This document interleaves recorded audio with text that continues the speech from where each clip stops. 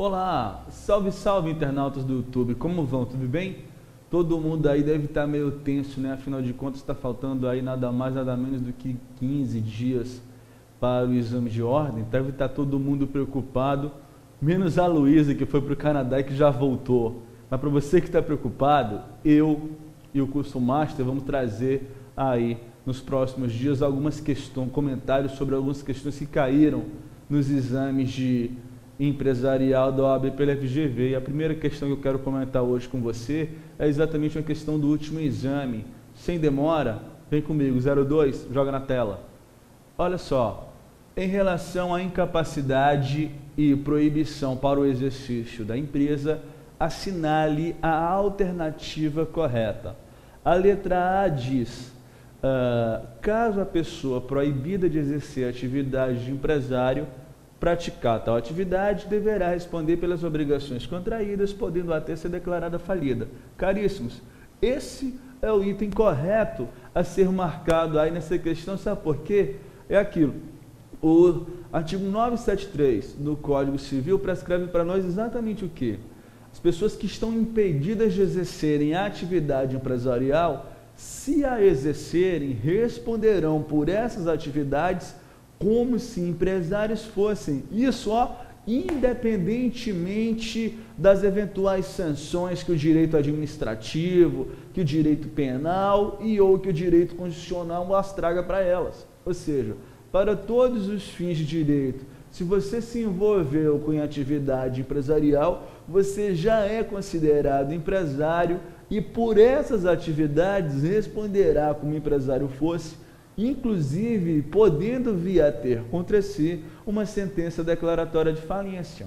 É aquilo, sempre se menciona aí os agentes políticos, servidores públicos aí incluídos, membros da magistratura e do Ministério Público, os militares, dentre vários outros, como pessoas que estão impedidas de exercerem atividade empresarial, impedidas de se envolverem diretamente numa atividade empresarial. Se assim o fizerem, esquecendo aí qualquer eventual sanção que os outros ramos do direito tragam, o direito empresarial diz, se envolveu, vai responder como se empresário fosse, podendo inclusive falir. Por isso que esse é o item correto dessa questão. Você quer ter certeza disso? Vamos examinar e analisar os equívocos dos outros itens. Olha o item D. Aquele que tenha impedimento legal para ser empresário está impedido de ser sócio ou acionista de sociedade empresária. Queridos, vejam bem, o impedimento para ser empresário não repercute na condição de sócio. Até porque, queridos, juridicamente, sócio não é empresário. O sócio não se envolve diretamente numa atividade empresarial. A bem da verdade, o impedimento para ser sócio repercute no impedimento para ser o impedimento para ser empresário individual repercute no impedimento para ser administrador em sociedade empresária. Assim, quem quer que esteja impedido de ser empresário individual estará impedido de ser administrador em sociedade empresária, não sendo impedido, contudo, de ser mero sócio. Por todos os exemplos, meus caros, você pode pegar aquele que é o impedido mais comentado, o servidor público. O Estatuto do Servidor Público, no artigo 110, prescreve exatamente isso. A questão de que o servidor público não pode ser empresário, nem ser administrador em sociedade empresária, não pode se envolver em atividade econômica, a não ser na condição de mero cotista, sócio da sociedade limitada, de mero acionista, sócio na sociedade anônima, ou de comanditário, sócio de responsabilidade limitada na comandita simples.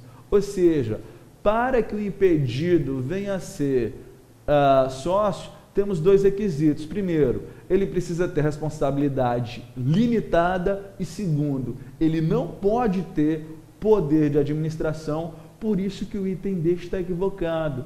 Olha o item C. Entre as pessoas impedidas de exercer a empresa está o incapaz, que não poderá exercer tal atividade. Caríssimos, não podemos confundir impedimento com incapacidade.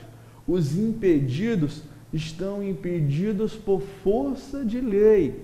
Eles até têm os requisitos de capacidade, até querem ou podem vir a querer se envolver em atividade empresarial, porém a lei os impede que o faça. O incapaz não. Falta a ele o requisito de capacidade. Não dá para confundir exatamente, sabe por quê?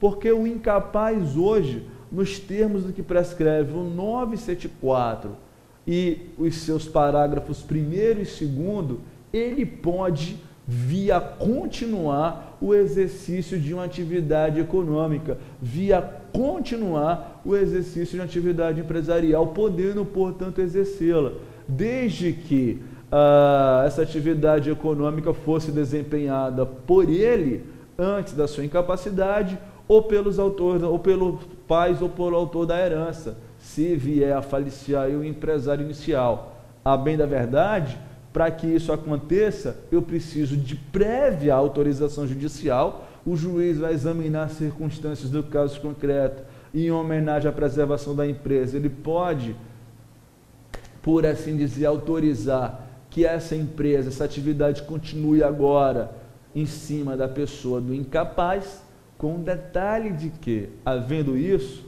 havendo essa prévia autorização judicial, cabe ao juiz lavrar um alvará para separar, para segregar dos riscos inerentes à atividade empresarial o patrimônio do incapaz. Por quê?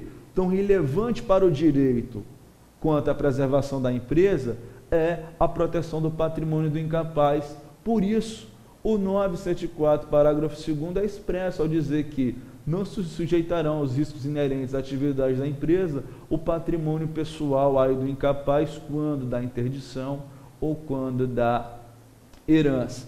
Por isso o equívoco da letra C.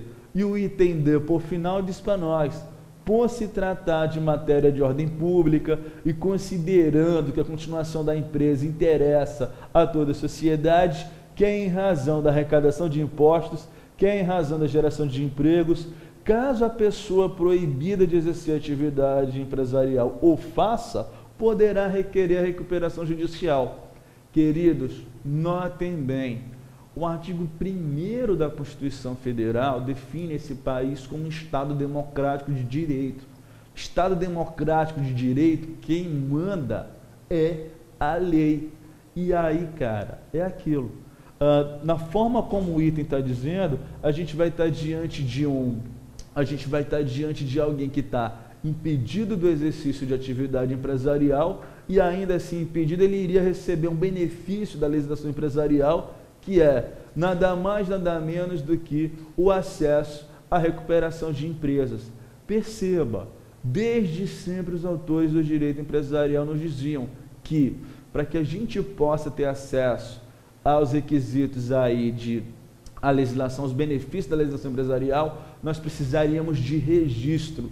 Qual é o problema, meus caros? O problema é que não há como um empresário irregular, alguém que está impedido, que venha se envolver em atividade empresarial, venha a se registrar enquanto empresário perante a junta comercial. Por isso, o equívoco do item D. Se você olhar o artigo 48 da Lei 11.101, ele é claro ao dizer que, para que eu possa ter acesso à recuperação de empresas, antes de mais nada, é necessário o exercício regular da atividade há mais de 2 anos do exercício registrado, e não tem como um impedido se registrar. Portanto, meus caros, o item correto não poderia ser outro que não o item A. E aí, eu quero te fazer o convite, então, agora, nessa e nas próximas outras master dicas que a gente vier a dar sobre questões que caíram no AB, para vir nos procurar aqui no curso Master, porque a ideia é garantir aí sua aprovação. Vem para a segunda fase aqui no Master, vem fazer a segunda fase de Direito Empresarial. Beleza? Grande abraço, até a próxima Master Dica, eu te espero no Master.